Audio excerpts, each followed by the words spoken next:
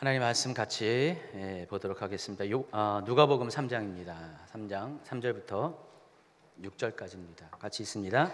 요한이 요단강 부근 각처에 와서 제사함을 받게 하는 회개의 세례를 전파하니 선지자 이사야의 책에 쓴 바 광야에서 외치는 자의 소리가 있어 이르되 너희는 주의 길을 준비하라. 그의 오실 길을 곧게 하라. 모든 골짜기가 메어지고 모든 산과 작은 산이 낮아지고 굽은 것이 곧아지고 험한 길이 평탄해질 것이요 모든 육체가 하나님의 구원하심을 보리라 함과 같으리라. 아멘. 자, 누가복음 3장 오늘 말씀 가운데 세례 요한이 요단강가에서 사람들에게 세례를 베푸는 장면이 등장합니다. 자, 그런데 여기 보면은 3절에 보면은 요한이 베푸는 세례를 가리켜서 특별히 죄 사함을 받게 하는 회개의 세례다라고 특별한 용어로 설명을 합니다. 그냥 세례를 베푼다라고 해도 될 것인데 죄 사함을 받게 하는 회개의 세례라는 특별한 용어로 사용합니다. 자, 그렇다면 여기서 말하는 이 죄 사함을 받게 하는 회개의 세례는 과연 무엇일까? 이 부분을 여러분이 아시기 바랍니다. 그래서 이것을 설명하기에 앞서서 세례의 본래의 의미에 대해서 먼저 기본적인 일반적인 지식이 있어야 될 것 같습니다. 세례는 과연 어떤 것인가? 여러분 다 세례를 받으셨을 것입니다. 근데 세례를 어떤 의미인지 알고 받으신지 궁금합니다. 혹시라도 얼떨결에 세례 받으신 분들이 있을지 모르니까 세례의 본래 의미에 대해서 여러분 잠시 설명하도록 하겠습니다. 세례는 영어로 이제 베프티즘이라는 단어를 쓰는데 이 단어는 헬라어 밥티조라는 단어에서 그대로 음역한 겁니다. 뜻을 갖고 온 것이 아니라 밥티조라는 단어 그 발음을 그대로 영어로 갖고 온 겁니다. 이 밥티조라는 단어의 뜻이 있습니다. 잠기다, 침수하다, 또 장사 지내다, 매장하다 이런 의미가 있습니다. 그래서 우리가 알고 있는 이 세례는 원래 이 헬라어 본래의 의미는 우리의 몸을 물속에 완전히 잠기우는 것을 말하는 것이에요. 마치 잠그어지면 어떻게 되죠? 죽게 되죠. 매장하는 의미가 있습니다. 그래서 원래 이 세례라는 단어가 이 본래의 헬라어 뜻을 반영하지 못해요. 그래서 이 단어의 뜻을 잘 반영하는 또 다른 한글 표현이 있죠. 뭐죠? 침례입니다. 침례가 성경적인 의미죠. 세례보다는. 침례는 예수님을 그리스도로 영접한 사람만이 받는 것입니다. 아무나 받는 것이 아니라 예수님을 나의 주요 나의 그리스도로 영접한 사람만이 내가 예수님을 영접했다는 그 믿음의 결단을 행위로서 고백하는 의식이 침례입니다. 그래서 이 침례는 누구나 받을 수 있는 것이지만 아무나 받아서는 안 됩니다.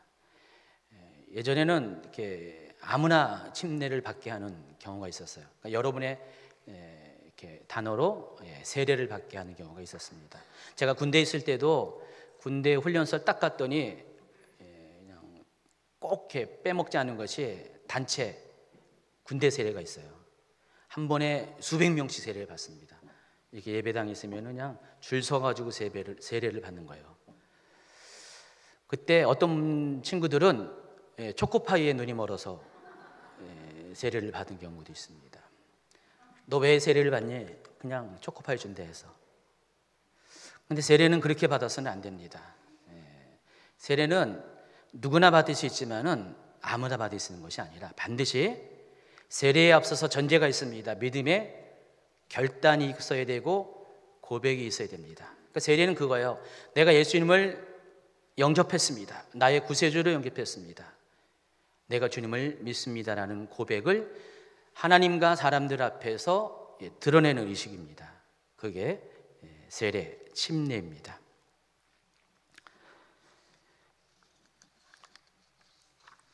갑자기 원고가 어디 사라져가지고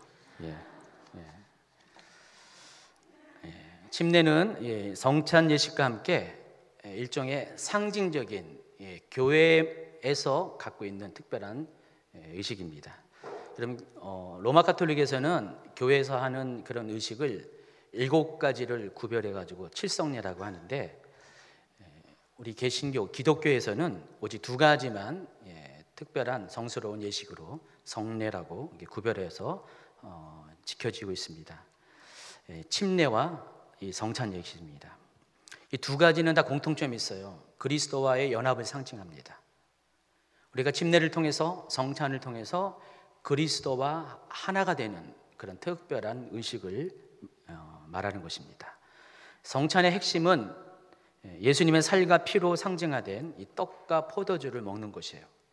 그래서 여러분이 떡을 먹을 때 그리스도의 살입니다. 또 포도주를 먹을 때, 마실 때 그리스도의 피입니다라는 고백에 대해서 아멘을 하는 사람이 그것을 먹게 되죠. 그래서 우리가 예수님의 살과 피를 먹음을 통해서 예수님의 고난에 동참하는 것이 성찬입니다. 그래서 성찬은 예수님이 십자가에 달려 돌아가시기 전날 밤에 하나님께서 우리에게 허락하신 것입니다. 그 성찬을 통해서 우리는 주님의 십자가를 날마다 기억하는 겁니다. 기념하는 것입니다. 그러니까 성찬을 통해서 내가 그때 나를 구원하시고자 자신의 살과 피를 내어주시는 예수님을 기억하고 기념하는 것이 성찬의 의미입니다. 그리고 그 예수님의 고난에 내가 동참하는 것이 성찬입니다. 침례도 마찬가지입니다. 예수 그리스도의 연합을 상징합니다. 침례를 하는 이유는 물속에 내가 잠기게 될 때 내가 죽습니다. 나만 죽는 게 아니라 내 안에 모두 죽습니까? 죄도 죽습니다. 그리고 물속에서 나올 때 어떻게 되죠? 나는 다시 살아납니다. 어떤 모습으로 살아납니까? 이전에 그 사람이 아니라, 죄인인 그 사람이 아니라 예수 그리스도 안에서 의인으로 변화한 새로운 사람으로 내가 태어나는 것입니다. 침례는 그것에 대한 신앙 고백적인 체험을 하는 것이에요. 여러분이 침례를 할 때 남다른 감동이 있어야 정상이라는 것입니다. 내가 죽고 예수 그리스도 안에서 내가 다시 태어나는 것을 내 몸에서 침례를 통해서 느끼게 되는 것입니다. 골로새서 2장 12절을 보면은 이 침례의 의미를 잘 설명하고 있어요. 여러분 같이 한번 읽도록 하는데, 세례 대신 침례로 바꿔서 있습니다. 너희가 침례로 그리스도와 함께 장사되고 또 죽은 자들 가운데서 그를 일으키신 하나님의 역사를 믿음으로 말미암아 그 안에서 함께 일으키심을 받았느니라. 교단에 따라서 침례보다는 약식 세례를 많이 줍니다. 약식 세례는 뭐냐면은 머리에다가 물을 3번 뿌림으로써 침례를 대신하는 것입니다. 왜 약식 세례를 드린가에 대해서 제가 나름대로 조사해 봤더니 아마도 교회 그 형편상 어쩔 수 없는 고육지책으로 택한 방법입니다. 원래 침례가 맞는데 여러분 이 교회에서 이렇게 침례를 주기가 너무 어렵잖아요, 그렇죠? 큰 교회들은 뭐 이렇게 침례를 줄 수 있는 시설을 갖춘 교회가 있는데 대부분의 교회는 그런 게 없습니다. 그러다 보니까 어쩔 수 없이 침례를 대신하는 간편한 방법을 나름대로 이렇게 대체를 했는데 그게 약식 세례입니다. 2세기경에 나온 이 디다케라는 문서가 있어요. 이 디다케는 교육이라는 뜻입니다. 가르침이라는 뜻입니다. 2세기 초대교회 가운데 성도들을 가리키는 그런 문서 중에 침례에 관한 언급이 있습니다. 흐르는 물에서 침례를 주라. 만일 흐르는 물이 없으면 다른 물에서 침례를 주되 찬물에서 줄 수 없으면 더운 물에서 하라. 그러나 만일 이러한 물이 없으면 성부와 성자와 성령의 이름으로 물을 머리에 3번 부으라. 이렇게 2세기경의 문서 가운데, 교회를 향한 문서 가운데 이런 내용들이 있습니다. 여기들 보면은 원칙은 뭐죠? 흐르는 물에서, 강에서 침례를 주는 것을 우선으로 한다는 것입니다. 그래서 계속 그 차선을 또 계속 하다 보니까 최종적으로 방법이 없으면은 성부와 성자와 성령의 이름으로 물을 머리에 3번 부으는 것이 요즘 말하는 그 약식 세례의 출발이 되는 것입니다. 자, 종교개혁자들의 경우 어떻게 이 침례를 이해했을까? 먼저 종교개혁의 첫 번째 주자인 루터는 반드시 침례를 줄 것을 명령하고 있습니다. 그런데 칼빈 같은 경우는 침례를 하는 것을 원칙으로 하되 그다지 형식에 매일 필요는 없다. 그래서 교회 형편상 약식 세례를 줘도 된다. 그렇게 말을 하고 있습니다. 그러다가 1643년부터 49년까지 영국의 웨스트민스터라는 곳에서 종교 회의가 열렸습니다. 기독교, 개신교 목회자의 회의가 열렸는데 그때 여러 가지 중요한 것들이 논의됐는데 그 중에서 침례와 세례에 대해서도 논의가 있었어요. 그래서 그때 침례가 옳은 것인가 세례가 옳은 것인가 옳다기보다도 어떤 것을 선택하는가에 대한 투표가 있었습니다. 그런데 한 표 차이로 뭐가 됐을까요? 세례가 당첨이 됐습니다. 그래서 24대 25, 침례는 24, 세례는 25. 그래서 꼭 한 표 차이로 침례를 하기로 결정이 되고 그때 이후로 모든 교회들이 침례보다는 세례를 택해서 약식 세례를 택해서 교회의 예전으로 행하고 있습니다. 한국도 마찬가지입니다. 한국의 주요 교단이 장로교와 감리교인데 그리고 성결교가 있죠. 그래서 이 교단들은 다 약식 세례를 하고 있습니다. 글쎄요, 다른 그 중에서도 이렇게 침례를 행하는 교단이 있을지 모르겠지만은 제가 이 세 가지 교단을 다 경험했거든요. 제가 다 교단 다 다녔습니다. 그런데 전부 다 제가 경험한 데는 다 약식 세례였어요. 한국에서 침례를 하는 교단은 당연히 침례교는 그 이름 그대로 침례를 특징으로 하는 교단이고요. 그리고 오순절 계통, 순복음 계통은 침례를 행하고 있습니다. 저는 개인적으로 머리에 물을 뿌리는 약식 세례보다는 물속에 완전히 잠기는 침례가 성경적이라고 생각합니다. 왜 성경적이냐면은 성경이 이렇게 행하고 있으니까. 지금까지 이미 설명을 했습니다. 부교육자 시절에 좀 이 부분이 좀 아쉬웠어요. 그래서 제가 담임 목회자가 되면은 침례를 하겠다는 잠정적인 마음을 갖고 있었고 교회를 개척하고 나서 저희 교회 주임집 교회는 한 1년 동안은 이게 침례 주고 세례 주는 일이 없었어요. 근데 몇 년 뒤에 그런 일이 생길 때 곧바로 행한 것이 이제 침례를 주는 것입니다. 그래서 초기에 여기 계신 초기의 멤버들 보시면 기억하실 겁니다. 수련회 갈 때마다 어떻게 했어요? 그때를 택해서 침례를 줬습니다. 평상시에는 침례를 주는 것이 불가능하기 때문에 진주교회는 수련회를 택해서 항상 그래서 수련회 장소를 구할 때 수영장이 있거나 아니면 별도의 침례 시설이 있는 곳을 택해서 합니다. 올 여름도 수련회가 이제 7월 말일에 있죠. 그때 침례를 행합니다. 그래서 새로 이 침례를 받는 분도 침례를 받겠지만은 기존에 세례를 받은 분들 중에서도 다시 침례를 원하는 분들은 허락을 합니다. 그래서 여러분 중에서 혹시 침례를 받기 원하는 분들은 신청해 주세요. 그러면은 그때 침례를 하겠습니다. 의무적으로 다 하는 것이 아니라 원하는 분들만, 이미 세례로도 충분하겠지만은 침례를 이렇게 하고 싶어 하는 분들은 신청해 주시기 바랍니다.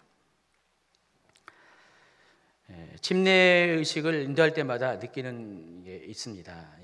세례를 줄 때와 침례를 때가 좀 달라요. 받는 분도 좀 느낌이 다르고요. 그것을 행하는 저도 느낌이 좀 다릅니다. 그래서 어떤 목사님들은 침례를 할 때 어떻게 하냐면은 사랑하는 사람일수록 더 누르세요. 1초, 2초 더 누릅니다. 좀 천천히 나오게. 그래서 저도 이제 가끔 그래요. 사랑하는 사람일수록 좀 천천히 나오라고.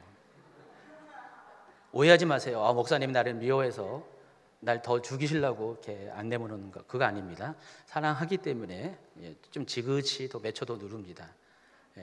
여러분 침례를 할 때 뭘 경험합니까? 공포를 느껴요. 그래서 어떤 사람은 침례를 받고 난 다음에 막 울어요. 근데 두 가지 반응이에요. 그 공포 때문에. 그리고 또 한 사람은 감동 때문에 웁니다. 그래서 침례는 그런 감동이 있어요. 침례를 통해서 내 몸으로 나의 죄를 씻김 받은 것에 대한 감격을 느낄 수가 있다는 것입니다. 4절에 보니까 요한의 사명에 대해서 광야에서 외치는 자의 소리라고 말을 하고 있습니다.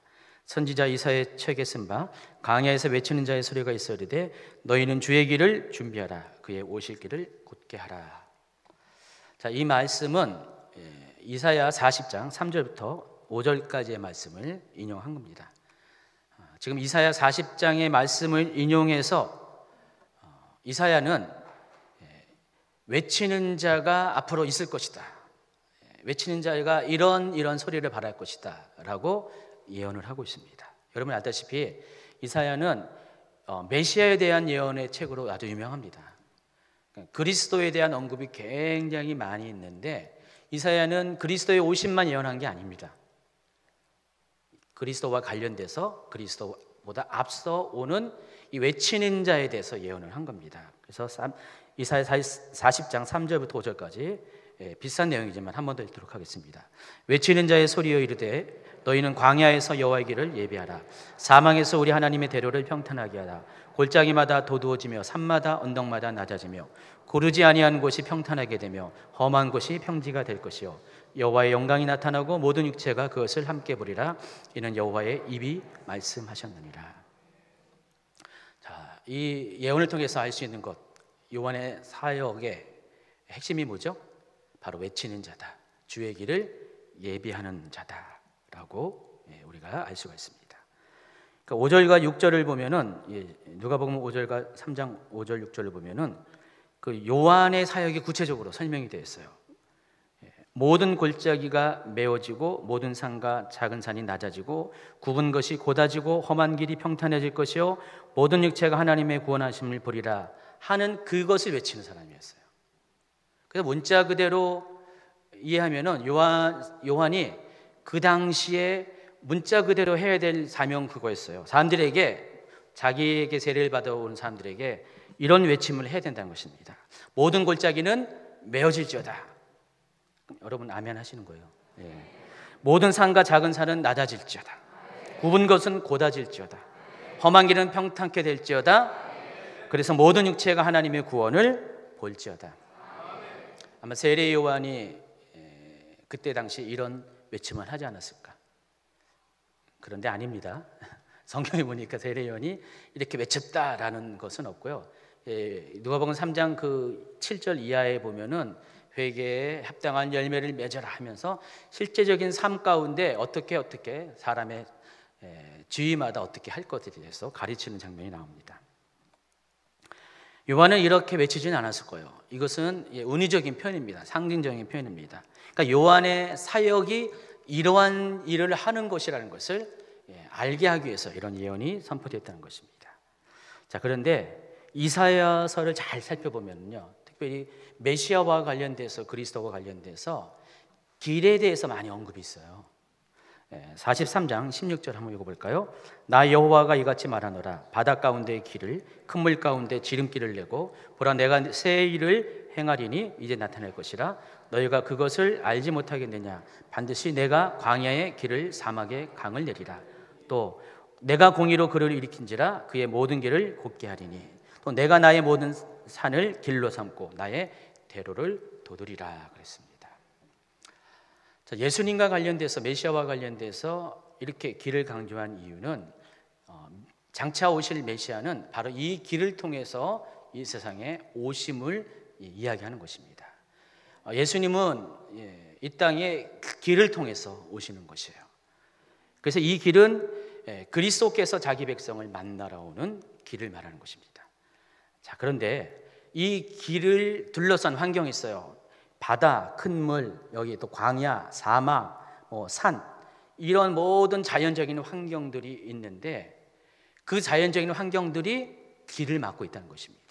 그러니까 지금까지는 그 자연적인 환경이 바다가 길을 막고 또 큰 물이 길을 막고 광야가 길을 막고 사막이 길을 막고 산이 길을 막고 있는데 나중에 예수님이 오실 때에는 그 바다 가운데, 물 가운데, 또 광야 가운데, 사막 가운데, 산 가운데 하나님께서 길을 열어주실 것이다. 그 예언을 지금 선포하는 것입니다. 그래서 우리가 이것을 통해서 알 수 있는 것이 있습니다. 주님이 이 땅에 오시기 위해서는, 주님이 여러분을 만나기 위해서 이 땅에 오시는데 그 그리스도를 이 땅에 오게 하시기 위해서는 반드시 그 길을 막고 있는 장애물이 없어져야 한다는 것입니다. 예수님은 그 장애물을 뚫고 길을 만드셔서 이 땅에 오셔야 되기 때문에 그렇습니다. 그래서 때가 되면은 하나님께서 직접 그 일을 하시겠다는 예언이 오늘 이사야의 예언이라는 것입니다. 하나님은 정말로 그렇게 예언 그대로 행하십니다. 하나님께서는 이를 위해서 세계 역사를 움직이시는데 예수님께서 이 땅에 오시기 전에 하신 일이 있어요. 먼저 헬라 제국을 일으키십니다. 그래서 헬라 제국을 통해서 언어적인 장애물과 문화적인 장애물들을 다 걷어내셨죠. 그리고 이어서 로마 제국을 일으키셔서 나라와 나라 사이를 가로막는 국경과 민족이라는 장애물을 허무셨습니다. 그리고 또 실제적으로 물리적인 길을 내셨어요. 그래서 지리적인, 지형적인 장애물도 치워주셨다는 것입니다. 그런데 한 가지 더 중요한 것을 해야 됩니다. 예수님이 오실 때 막어서는 그 한 가지 장애물이 있는데 그것은 바로 사람 안에 있는 그런 마음 속에 있는 심령 안에 있는 영적인 장애물이 있다는 것입니다. 하나님은 예수 그리스도를 길을 통해서 우리에게 보내주시는데 궁극적으로는 우리 마음 안에 있는 길을 통해서 하나님께서 예수 그리스도를 우리를 보내주시고 우리가 그 길 가운데서 예수님을 만나게 된다는 것입니다. 그런데 이 사람의 인격은 어떤 사람은 골짜기가 있고 어떤 사람은 크고 작은 산을 갖고 있고 어떤 사람은 구부러진 길, 어떤 사람은 험한 울퉁불퉁한 길을 그 마음의 인격 안에서 갖고 있기 때문에 이것이 있는 한 우리가 예수님을 만날 수가 없다는 것입니다. 그런 사람들은 그것을 처리하지 않는 한 예수님을 만날 수 없고 하나님의 구원도 보지 못합니다. 그래서 하나님은 이사야의 예언을 통해서 그리스도가 이 땅에 오시기 전에 먼저 세례 요한을 보내줘서 외치는 자를 보내서 그 외친 자의 소리를 통하여서 그 모든 장애물들을 다 치워주시겠다는 약속이 이사야 40장 3절부터 5절까지의 약속이고 누가복음 3장 3절부터 6절까지는 그 약속의 예언이 지금 이루어졌다는 것을 선포하는 것입니다. 요한은 이와 같이 이 장애물을 제거하기 위해서 예수 그리스도에 앞서서 보냄을 받은 사람입니다. 사람 안에 있는 모든 잘못된 길을 곧게 하기 위해서 그래서 주의 오실 길을 예비하기 위해서 미리 파송받은 사람입니다. 이것이 요한이 이 땅에 온 목적이에요. 그런데 이 일을 가리켜서 오늘 본문에서는 죄사함을 받게 하는 회개의 세례라고 한 거예요. 그러니까 요한이 해야 되는 이 일, 모든 심령 안에 있는 사람의 마음속에 있는 사람의 인격 안에 있는 이 장애물을 제거하는 일을 가리켜서 죄사함을 받게 하는 회개의 세례라는 것입니다. 그러니까 죄사함을 받게 하는 이 회개의 세례를 통하여서 사람들은 자기 안에 있는 장애물들을 다 걷어치우게 됩니다. 그래서 주님을 만나게 되는 것, 이게 요한의 사명이라는 것입니다. 자, 진정한 회개 오늘 제목인데 이 진정한 회개란 어떤 것이냐? 바로 내 인격 안에 견고히 자리 잡고 있는 이 네 가지 장애물들을 제거하는 것이 진정한 회개입니다. 골짜기를 제거하고 크고 작은 산을 제거하고 구부러진 길, 험한 길을 평탄케 하는 것, 평지가 되게 하는 것이 바로 진정한 회개라는 것입니다. 여러분, 회개는 뭐죠? 죄에 대한 돌이킴인데, 근데 회개를 이런 장애물들을 제거한다는 의미로 사용한다면은 여러분은 한 가지 더 연계해서 설명할 수가 있는 것이 바로 이 네 가지 장애물들은 죄와 관련이 있다는 것입니다. 그러니까 여러분이 이 네 가지 장애물을 갖고 있다는 것은 여러분이 여전히 죄와 연합하고 있다는 것을 의미한다는 것입니다. 그러므로 침례가 상징하는 것이 바로 그거예요. 회개의 침례, 회개의 세례가 상징하는 것이 바로 그거예요. 내 안에 있는 모든 장애물들이 내가 침례를 받을 때, 물속에 들어갈 때 다 제거되는 것을 말한 것입니다. 여러분, 침례는 내 안에 있는 내가 죽는 거기 때문에 내 자아가 죽는 것입니다. 그럼 내 자아와 연결된 이 네 가지, 내 자아가 살아있기 때문에 존재할 수밖에 없는 이 네 가지가 같이 죽는 것, 그것이 침례라는 것입니다. 요한은 사람들 영혼 가운데 이 침례를 행하기 위해서 그냥 물로써 침례만 주는 것으로 끝나는 것이 아니라 실제로 사람의 영혼 가운데 이 침례를 행하기 위해서 이 땅에 보냄을 받았다는 것입니다. 그 사람들 마음 속에 있는 예수님을 받아들이지 못하는 네 가지 장애물들이 과연 구체적으로 무엇을 의미하는 것을 설명을 해드리겠습니다. 다시 한번 누가복음 3장 5절을 읽겠습니다. 모든 골짜기가 메어지고 모든 산과 작은 산이 낮아지고 굽은 것이 곧아지고 험한 길이 평탄해질 것이요 그랬습니다. 첫 번째 골짜기입니다. 제가 이 부분을 묵상할 때 즉각적으로 하나님께서 주신 감동이 이 골짜기는 사람의 심령 안에 있는 상처다라고 말씀하셨어요. 여러분 동의하십니까?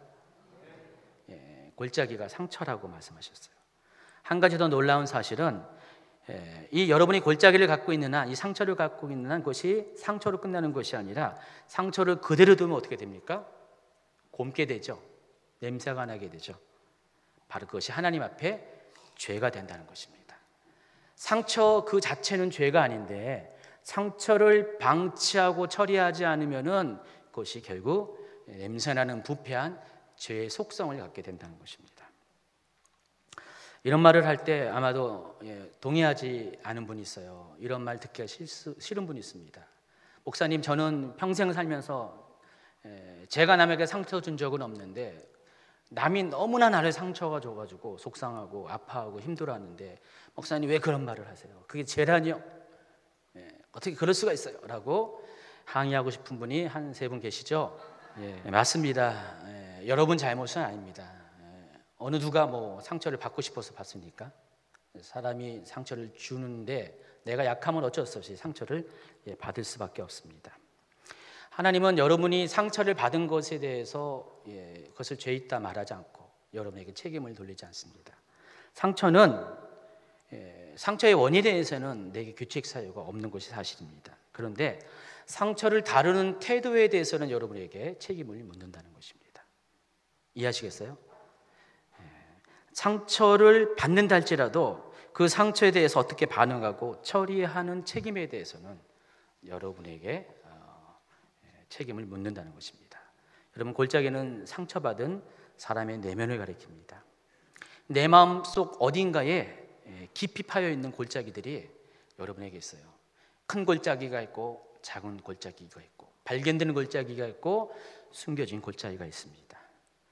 예수님께서 여러분을 마음의 길을 따라서 여러분을 찾아오실 때 만약에 골짜기가 있으면 어떻게 됩니까? 그것이 장애물이 되어서 예수님이 더 이상 전진하지 못하게 된다는 것입니다. 이사야 59장 2절에서는 여러분과 우리 사이에 죄가 하나님과 우리 사이를 가로막았다 그랬습니다. 그렇죠? 분리가 일어난 거예요. 그래서 여러분 복음을 전할 때 그림으로 표현하잖아요. 여러분이 여기 있고 하나님이 여기 계신데 이 사이에 뭐가 있어요? 골짜기가 있잖아요. 이 골짜기가 뭐라고 표현합니까? 죄라고 표현하잖아요. 이 죄의 골짜기가 여러분과 하나님 사이를 가로막았습니다. 그래서 이것을 연결시켜준 게 뭐죠? 십자가입니다.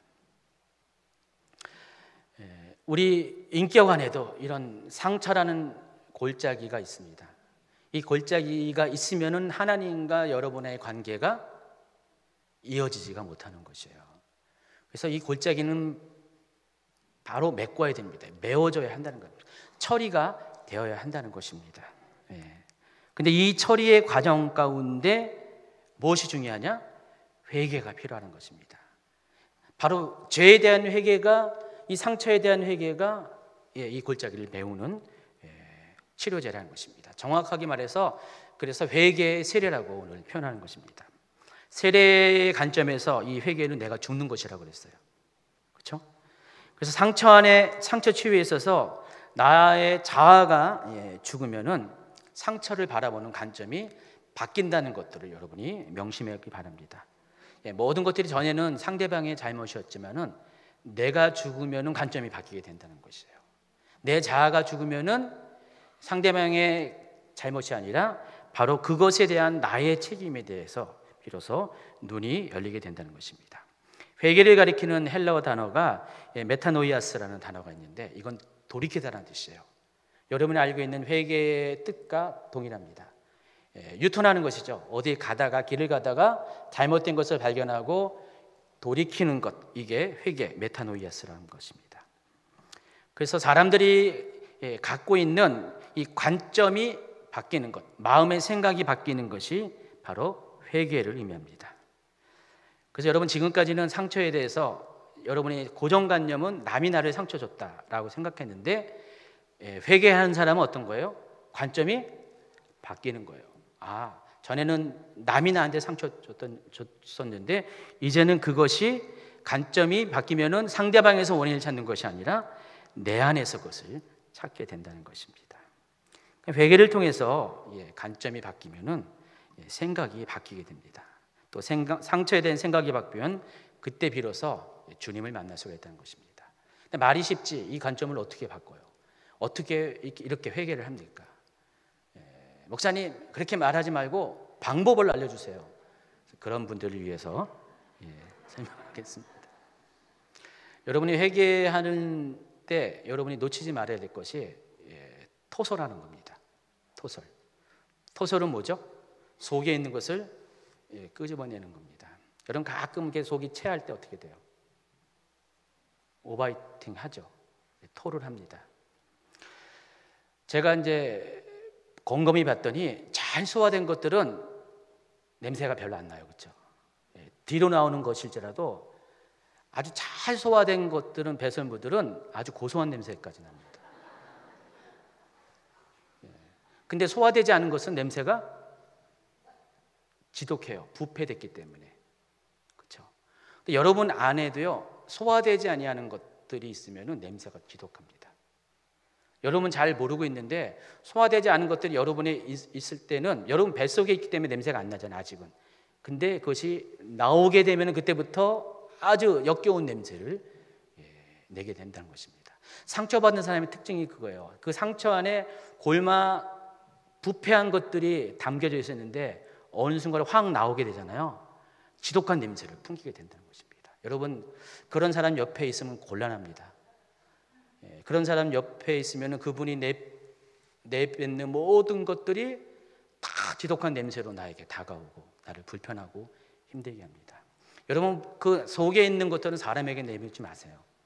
누구한테 내밀어야 돼요? 하나님 앞에.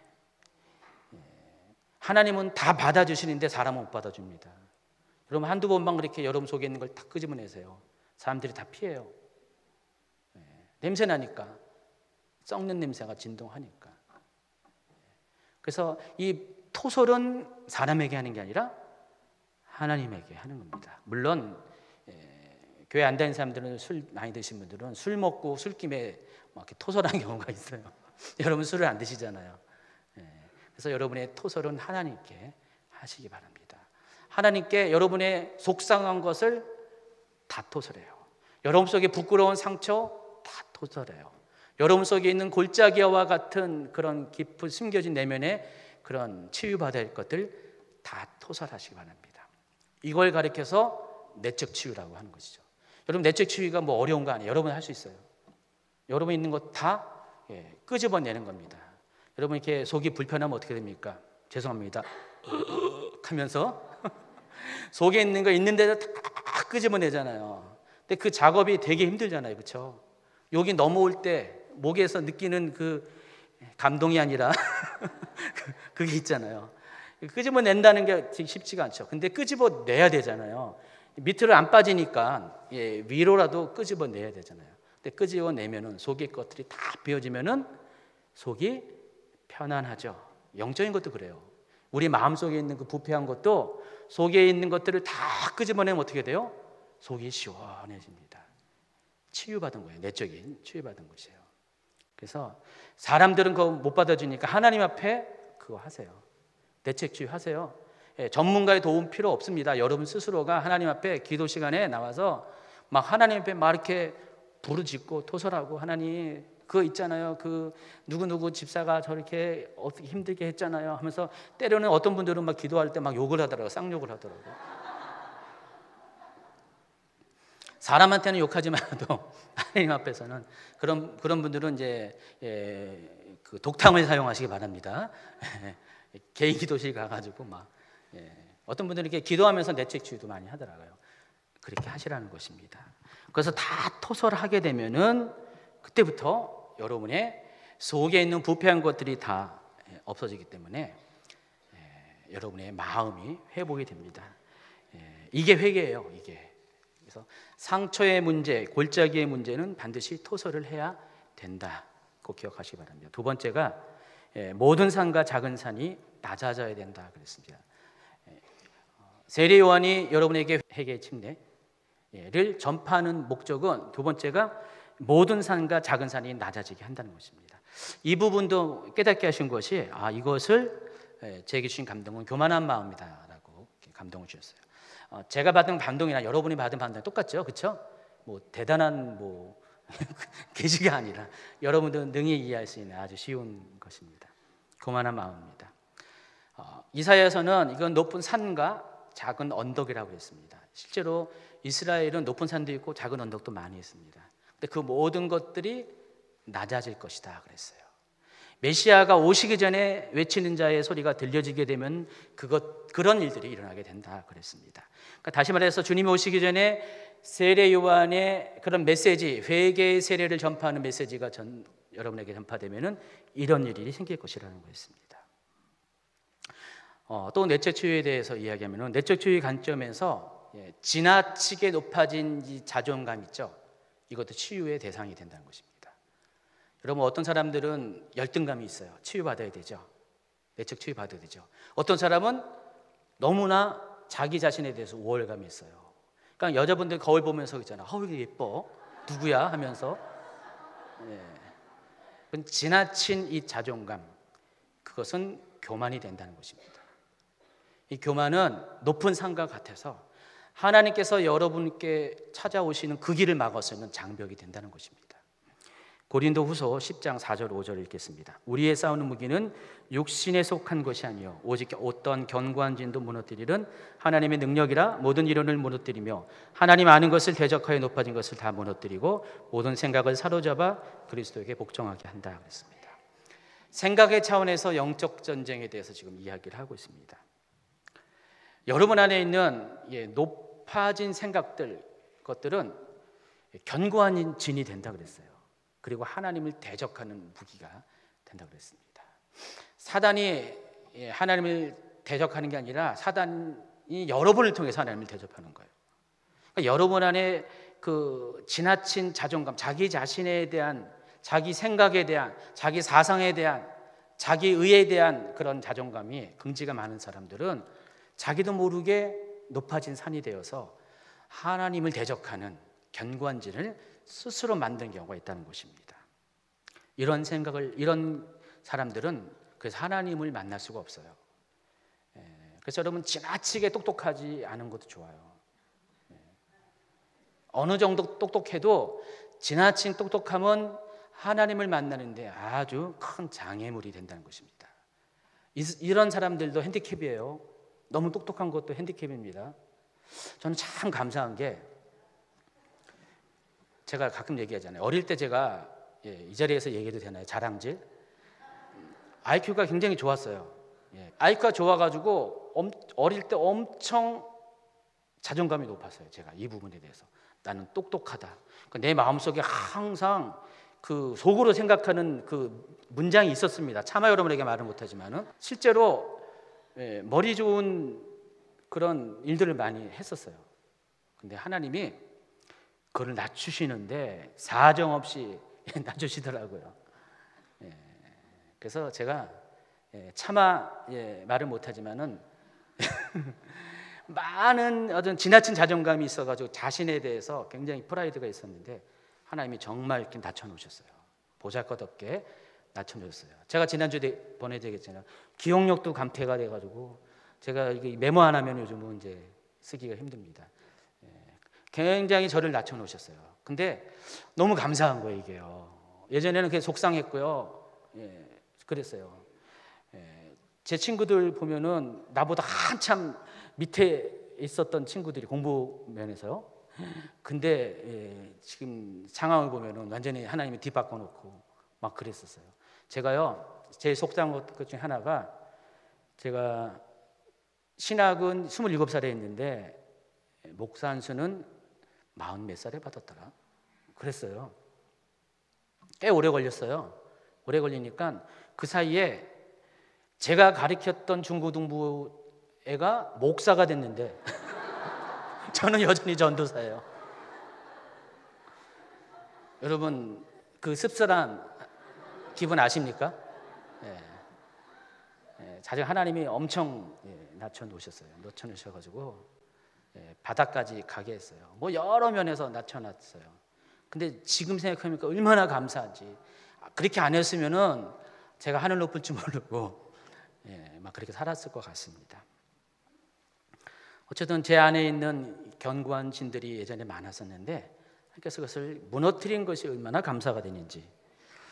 그러다 보니까 하나님이 저에게 다가오실 때 진입장벽이 낮아졌기 때문에 그래서 만나는 게 어렵지가 않다는 것입니다. 점점 이 확인되는 것이 바로 그런 것이에요. 사람 안에 그런 견고한 진이 있으면 주님을 만나지 못한다는 것. 그래서 여러분 속에 이것을 해결하기 위해서는 여러분을 비워야 되잖아요. 회개를 통해서 비워야 되는데 회개하는 심령을 가리켜서 또 성경에는 가난한 마음이라고 있습니다. 심령이 가난한 자는 복이 있다고 그랬잖아요. 천국이 저희 것이라고 했어요. 여러분이 심령이 가난해지면은 더 이상 여러분 속에 없는 거예요. 가진 게 없고요, 내세울 게 없고요, 드러낼 것이 없으면은 그때 주님이 여러분을 찾아오신다는 것입니다. 그래서 여러분 생각까지도 여러분의 소유를 두지 마셔야 된다는 것입니다. 물질의 소유만 없애는 것이 아니라 생각의 소유까지도, 여러분 생각조차도 여러분 것은 다 내어 버리셔야 됩니다. 바로 여기에 회개의 역할이 있다는 것입니다. 세 번째가 굽은 것을 고다지게 한다 그랬습니다. 여기서 굽은 것에 해당하는 헬라어 스코피아라는 단어가 신약성경에서 3번에 걸쳐서 사용했는데 사도행전 22장 40절에서는 폐역한으로 번역했고요, 빌립보서 2장 15절에서는 어그러졌다, 또 베드로전서 2장 18절에서는 까다롭다라고 번역했습니다. 이것은 제가 계시받은 게 아니라 공부한 겁니다. 연구한 겁니다. 그래서 이 단어들을 잘 조합하니까 이 굽은 것은 뭐냐? 죄로 말미암아 패역한 마음, 어그러진 마음, 까다로운 마음을 가리킨 것입니다. 여러분 사람 중에서 이 까다로운 사람 있죠? 여러분 아닐 거고, 그렇죠? 옆에 사람. 이 까다로운 사람의 특징이 뭐냐? 그 까다로움이 진실을 못 보게 한다는 겁니다. 생각을 왜곡시켜요. 그러니까 여러분이 까다로우면 까다로울수록 사람들이 너무 까다로워가지고 말을 못해요. 그렇잖아요. 여러분 까다로운 사람 앞에서 진실을 말합니까? 말할 수가 없어요. 아주 편한 사람은 진실을 다 얘기하는데 까다로운 사람은 진실을 들을 기가 없고요, 본인도 진실을 바라볼 수 있는 눈이 막히게 된다는 것입니다. 여기 길을 비유했어요. 왜곡됐다 그랬죠. 이렇게 굽었다 그랬어요. 굽었어요. 그래서 직진으로 바라보지 않고 옆으로 보는 거예요. 좌나 우로 치우쳐서 바라보는 것입니다. 근데 그것이 죄라는 것입니다. 하나님과 거리를 막아서는 장애물이 된다는 것입니다. 요즘 시대에 이런 분들이 까다로운 사람이 너무너무 많아졌어요. 그렇죠? 어떤 생각과 상황에 대해서 굉장히 까다롭게 반응합니다. 그래서 어떤 사건이 있으면은 늘 바라보던 그 왜곡된 시선으로 다 바라봐요.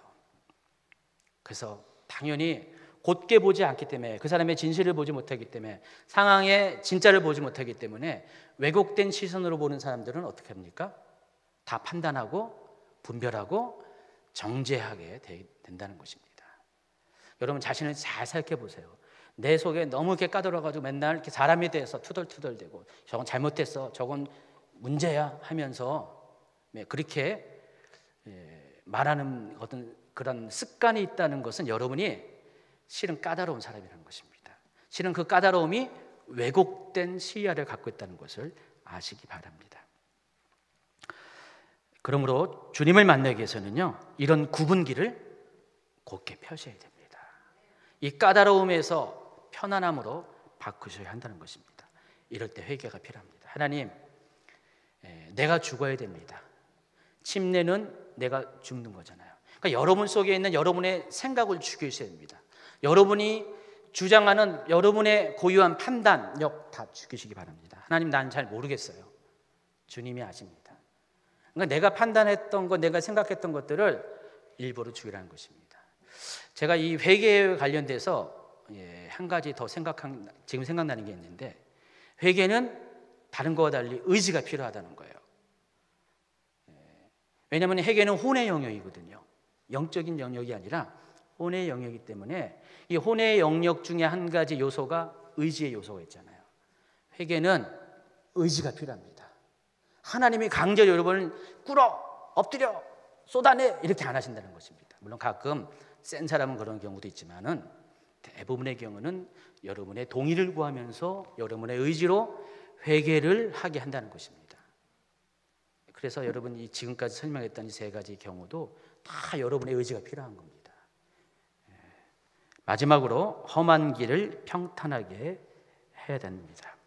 험한 길은 의미적으로는 거치는 길, 울퉁불퉁한 길, 시골길, 포장되지 않는 그런 작은 돌들이 많은 것이 울퉁불퉁한 길, 험한 길입니다. 이런 도로를 달리면 어떤 특징이 있습니까? 속력을 내지 못해요. 예수님이 여러분을 마음의 길을 찾아오실 때 골짜기와 높은 산은 어떤 거예요? 완전히 진입이 할 수 없는 장벽을 의미하고요. 이게 구부러진 것은 오기는 오시는데 빠르게 오지 못하는 거고, 이 울퉁불퉁한 길도 마찬가지입니다. 저는 이것을 부정적인 마음이라 말하고 싶고요, 또 불신앙적인 마음, 불승전적인 마음 이렇게 말하고 싶습니다. 자, 이런 요소들이 있는 사람들은 주님을 만나는데 만나기 굉장히 더디고 어렵습니다. 그래서 이런 사람들은 하나님 나라의 진행을 막아서는 역할을 하는 것입니다. 왜 남들은 은혜를 잘 받는데, 빠르게 은혜를 받는데 왜 나는 이렇게 은혜를 못 받을까? 라고 생각하시는 분 있죠? 근데 잘 생각해 보세요. 여러분 안에 지금까지 말한 요소들이 있고, 특별히 왜곡된 마음과 거칠은 마음이 있기 때문에 그렇다는 것입니다. 이 마태복음 13장에 보면요, 네 가지 밭의 비유가 있어요. 씨는 하나님 말씀이고, 씨 뿌리는 자는 하나님이시고, 하나님께서 여러분의 마음의 밭에 씨를 뿌리는데 그냥 줄줄이 뿌리는 게 아니라 흩뿌리잖아요. 옛날 그 농작 방법이 예수님 당시에 이렇게 밭에다가 그냥 확 뿌리는 겁니다. 덜어는 길가밭, 덜어는 돌짝밭, 덜어는 가시떨기밭, 덜어는 좋은 땅, 옥토에 심겨졌다고 그랬습니다. 근데 이 앞에 말한 이 세 가지 밭은 잘못된 밭이에요. 농작물이 자라게 못하는, 열매를 맺지 못하는 밭입니다. 씨를 뿌리는 목적은 열매를 수확하게 하는 것인데, 그래서 이 길가밭은 뭐죠? 특징이 씨도 안 맥히는 밭, 단단해서. 그래서 씨가 떨어지자마자 누가 와서 먹습니까? 새가, 마귀가 와서 말씀을 빼앗아 갑니다. 그래서 씨도 안 맥히는 밭, 단단한 밭입니다. 바로 사람의 경험과 전통과 생각과 사고가 우리의 마음의 밭을 단단하게 만들어버리죠. 두 번째 돌짝밭은 아까 골짜기와 같이 상처난 마음을 말하고요. 또 길가밭은, 여기 가시떨기밭은 두 마음입니다. 두 가지가 다 같이 자라는 것입니다. 근데 이런 것을 갖고 있는 한 정도만 다르지 최종적인 열매라는 목적을 이루지 못합니다. 그래서 하나님은 이것들을 다 해결하길 원해요. 길가밭은 어떻게 해요? 갈아 엎어야 되고요. 또 돌짝밭은 돌을 빼내야 되고요. 또 가시떨기밭은 그 가시떨기를 베어 없애 버려야 되죠. 그래서 옥토가 될 때 100배, 60배, 30배의 열매가 맺어지게 됩니다. 오늘 이 말씀도 설명만 다르지 관점은 비슷한 겁니다. 여러분 속에 있는 이 골짜기, 깊은 골짜기가 있습니다. 이거 빨리 메우셔야 됩니다. 주님 앞에 토설하면서 주님의 사랑으로 메우세요. 여러분이 토설하면 토설할수록, 여러분의 빈 공간이 비어질수록 거기는 다른 것이 채워지는데 하나님의 은혜로 채워진다는 것입니다. 여러분이 계속 이것을 갖고 있으면 어떻게 해요? 채워질 수가 없어요. 그래서 빨리 먹어야 돼요. 여러분께 비어지면은 하나님의 것이 채워집니다. 또 여러분 속에 있는 높아진 이 산들은 빨리 허물어뜨려야 돼요. 여러분이 속도가 늦으면 어떻게 되는지 알아요? 어느 날 하나님이 한 번에 해결하세요. 큰 해머를 갖고 와서, 포크레인을 갖고 와서 어떤 충격적인 사건을 통해서 아주 코가 납작하게, 그런 분 몇 분 계시죠? 허무셔야 돼요. 안 그러면 주님이 하십니까? 그리고 여러분 왜곡된 것들 삐뚤삐뚤 해가지고 모든 것을 다 부정적으로 또 정죄하는 관점으로, 판단하는 관점으로, 불순종하는 관점으로 바라보는 것들 빨리 길을 그대로 펴시기 바랍니다. 그리고 여러분 속에 있는 울퉁불퉁한 거치는 밭도 빨리 해결해 주시기 바랍니다. 하나님은 그런 사람들에게 공통적으로 회개라는 선물을 줬습니다. 회개의 침례를 선물을 주셨어요. 여러분이 힘들면은 회개하세요. 토설하세요. 물속에 깊이 잠수하세요. 죽으세요. 그러면 여러분의 자아가 죽는 동시에 이 모든 문제들이 한순간에 해결해질 수가 있다는 것입니다. 그러한 사람이 되길 바라고요. 올 특별히 여름 수련회 때 2학년은 다 죽으시기 바랍니다. 다 죽으셔가지고 여름 수련회 끝나고 다 살아나시기 바랍니다. 기도합니다.